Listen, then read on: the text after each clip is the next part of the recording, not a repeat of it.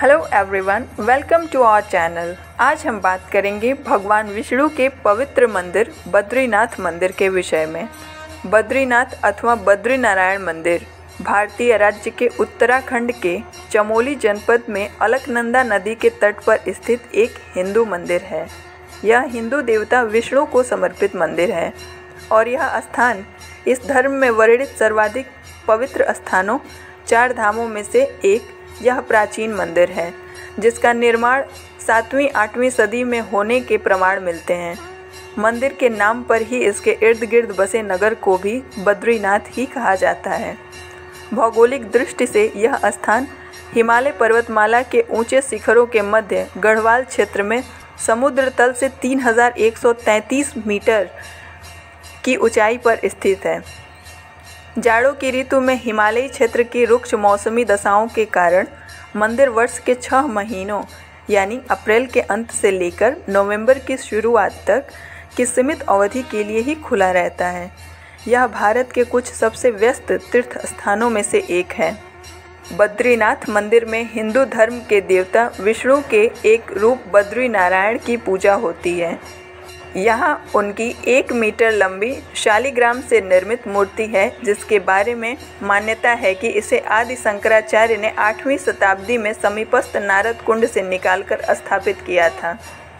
बद्रीनाथ नगर, जहाँ यह मंदिर स्थित है, हिंदुओं के पवित्र 4 धामों के अतिरिक्त छोटे 4 धामों में भी गिना जाता है और यह विष्णु को समर्पित 108 दिव्य देशों में से एक है। एक अन्य संकल्पना के अनुसार इस मंदिर को बद्री विशाल के नाम से भी पुकारते हैं और विष्णु को ही समर्पित निकटस्थ 4 अन्य मंदिरों योग ध्यान बद्री, भविष्य बद्री, वृद्ध बद्री और आदि बद्री के साथ जोड़कर पूरे समूह को पंच बद्री के रूप में जाना जाता है। पौराणिक लोक कथाओं के अनुसार बद्रीनाथ तथा इसके आसपास का पूरा क्षेत्र किसी समय शिवभूमि यानी केदारखंड के रूप में अवस्थित था। जब गंगा नदी धरती पर अवतरित हुई तो यह 12 धाराओं में बट गई तथा इस स्थान पर से होकर बहने वाली धारा अलकनंदा के नाम से विख्यात हुई। मान्यता अनुसार भगवान विष्णु जब अपने ध्यान योग हेतु उचित स्थान खोज रहे थे, तब उन्हें अलकनंदा के समीप यह स्थान बहुत ही भा गया। नीलकंठ पर्वत के समीप भगवान विष्णु ने बाल रूप में अवतार लिया और क्रंदन करने लगे। उनका रुदन सुनकर माता पार्वती का हृदय द्रवित हो उठा और उन्होंने बालक के समीप उपस्थित होकर उसे मनाने का प्रयास किया और बालक ने उनसे ध्यान योग करने हेतु वह स्थान मांग लिया। यही पवित्र स्थान वर्तमान में बद्री विशाल के नाम से सर्वविदित है। विष्णु पुराण में इस क्षेत्र से संबंधित एक अन्य कथा है, जिसके अनुसार धर्म के 2 पुत्र हुए, नर तथा नारायण, जिन्होंने धर्म के विस्तार हेतु कई वर्षों तक इस स्थान पर तपस्या की थी।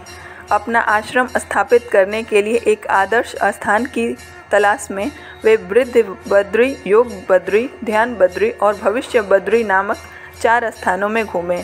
अंततः उन्हें अलकनंदा नदी के पीछे एक गर्म और एक ठंडा पानी का चश्मा मिला, जिसके पास के क्षेत्र को उन्होंने बद्री विशाल नाम दिया।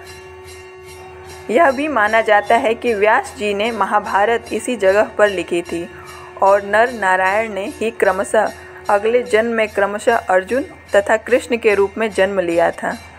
महाभारत कालीन एक अन्य मान्यता यह है कि इसी स्थान पर पांडवों ने अपने पितरों का पिंडदान किया था। इसी कारण से बद्रीनाथ के ब्रह्म कपाल क्षेत्र में आज भी तीर्थयात्री अपने पितरों का आत्मा की शांति के लिए पिंडदान करते हैं। बद्रीनाथ मंदिर का उल्लेख विष्णु पुराण, महाभारत तथा स्कंद पुराण समेत कई प्राचीन ग्रंथों में मिलता है। कई वैदिक ग्रंथों में भी मंदिर के प्रधान देवता बद्रीनाथ का उल्लेख मिलता है।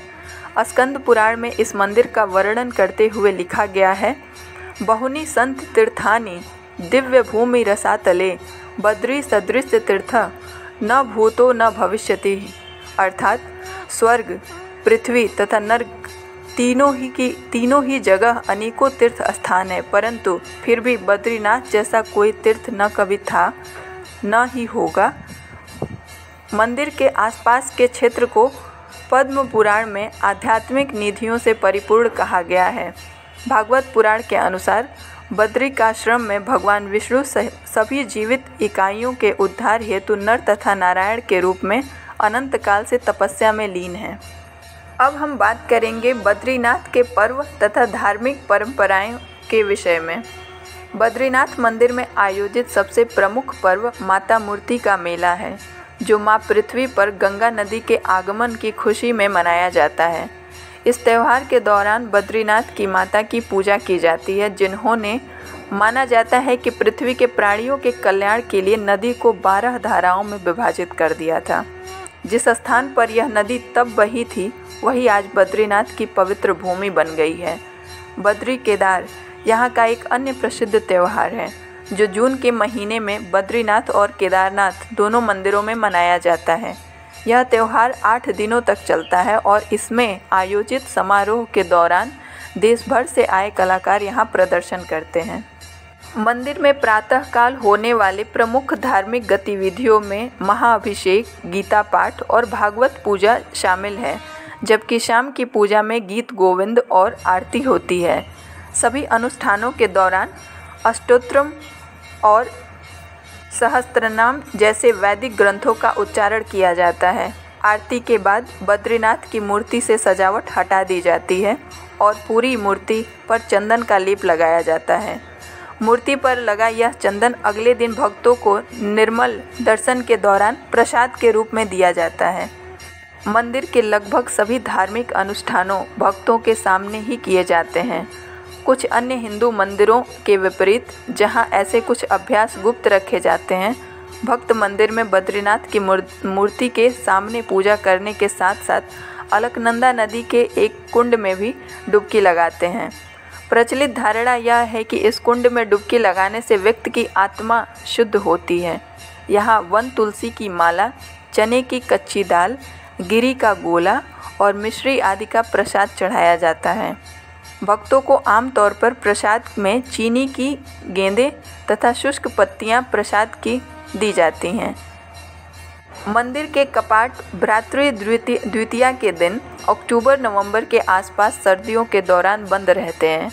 जिस दिन मंदिर के कपाट बंद होते हैं, उस दिन एक दीपक में 6 महीने के लिए पर्याप्त घी भरकर अखंड ज्योति प्रज्वलित की जाती है।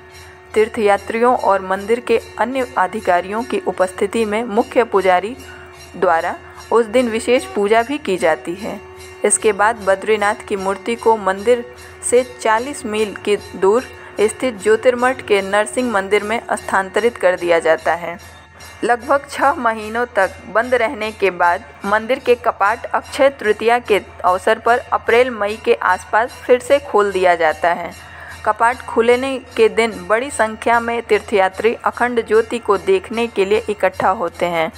बद्रीनाथ मंदिर भारत के उन कुछ पवित्र स्थानों में से एक है, जहां हिंदू लोग पुजारियों की सहायता से अपने पूर्वजों के लिए एवं अपने परिवार हेतु स्वयं हेतु पूजा पाठ करते हैं।